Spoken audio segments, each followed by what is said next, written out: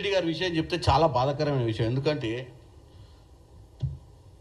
Soda miss అయితే విస్కీలు ఎట్లుంటుందో అట్లుంటుంది ఇప్పుడు వాళ్ళ పర్సన్. కార్యక్రమమే ఆగిపెట్టేట్టుంది. మిక్సింగ్ పోయింది కదా, ఇంకెవరికన్నా ఏ టేస్ట్ ఉంటే ఇంత బాధ కాకు వాళ్ళకు. సోడా మీద దెబ్బ కొడితేటా ఇప్పుడు ఎట్ట నడవాలి కార్యక్రమాలు? మరి సాయంత్రం పూట వితౌట్ సోడా నడవదు కదా. కాబట్టి వాళ్ళు నిన్న ఇవాళ కార్యరూపం చేసి కేటీఆర్ గారు ఆమరణ నిరాహార దీక్ష చేస్తారని చెప్పి వాళ్ళు అంటుర్రు. దాని విషయంలో చెప్పిన ఏందండి కేటీఆర్ గారు అంత సీరియస్ ఎందుకు తీసుకురు? మీరు ఆమరణ నిరాహార దీక్ష చేయాల్సినంత అవసరం ఉందా?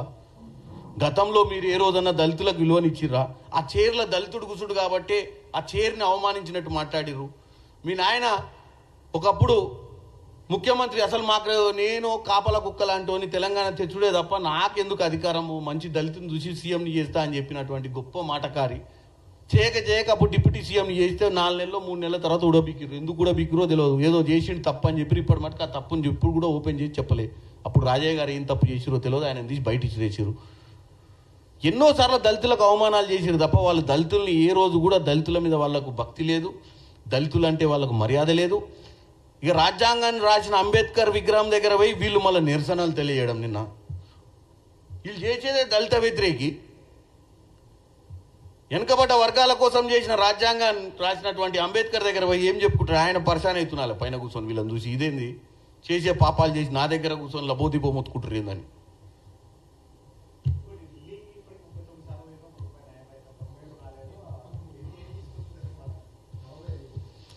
నేను ఒకటే చెప్తున్నా, నయా పైసా తెలంగాణ ప్రజలకు దండం పెట్టి చెప్తున్నా.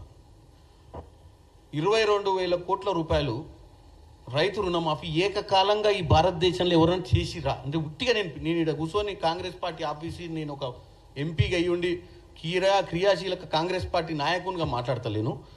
22,000 కోట్ల రూపాయలు 25 లక్షల మంది రైతు కుటుంబాలకు రుణమాఫీ జరిగింది అన్నది వాస్తవమా అవాస్తవమా? నేను ఒక్కటే కోరుకుంటున్నాను తెలంగాణ ప్రజల్ని, వీళ్ళు ఇట్టనే రోజు చెప్తారు. ఏదో ఒక రోజు మీరు ఒక చిన్న వీడియోనో ఒక చిన్న మెసేజో ఎవరికైందో వాళ్ళు పంపించిన రోజే తెలుస్తుంది, లేదా రేపు మీరు ఓట్లు వేసినప్పుడే తెలుస్తుంది. ఇప్పుడు ఎన్నికలు లేవు. ఎన్నికలు అయినప్పుడు 24 లక్షల మంది రోడ్డు మీదకి వచ్చి ఓట్లు వేసే పరిస్థితి ఉన్నప్పుడు కేటీఆర్కి కేసీఆర్కి ఈ బీజేపీలోకి అర్థమవుతుంది. నయా పైసా ఏందే? ఢిల్లీ వెళ్ళి తీసుకొస్తామని చెప్పి అన్ని కమిట్మెంట్లు ఇస్తే వీళ్ళు రోజుకి మన కిషన్ రెడ్డిని పట్టుకొని పిసుకుతురు కదా. ఎట్టి పరిస్థితులు వాళ్ళకి రానియకు, వాళ్ళకి ఇయ్యగాలి ఎక్కువ తక్కువ ఇస్తే మళ్ళీ అసలే వాళ్ళు రింగ్ రోడ్ అయితే మనం ఆగమైపోతాం, 666 వాళ్ళు మళ్ళీ మూసి ప్రక్షాళన చేస్తే మనం ఆగమైపోతాం. నువ్వు నేను చేతగానోళ్ళం అనుకుంటారు తెలంగాణ ప్రజలు. నువ్వు ఎట్టబడి వాళ్ళ కాళ్ళ కర్రలేయి రేవంత్ రెడ్డి గారు ఎంత ఉరుకుతుంటే నువ్వు ఎట్టనన్నా ముందు జంపు చేసి పోయి చెప్పిరా అయ్యకు. ఇలా ఎందుకు కిషన్ రెడ్డి గురించి ఎందుకు మాట్లాడుతున్నాం? మేమందరం నల్లికుట్ల వ్యవహారం చేస్తుండనే కదా. ఓ పక్కన వచ్చి డెవలప్మెంట్కి మేము వ్యతిరేకం కాదని ఇక్కడ కాకమ్మ కబూర్లు చెప్తుండు.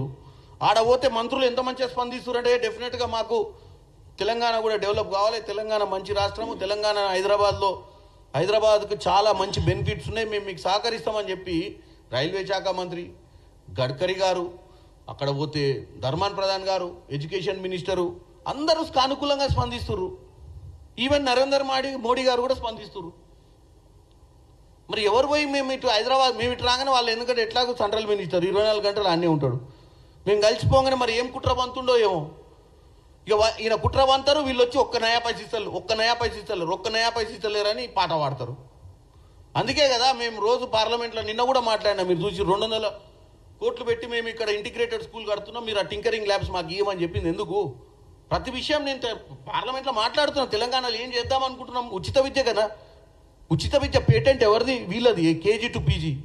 మరి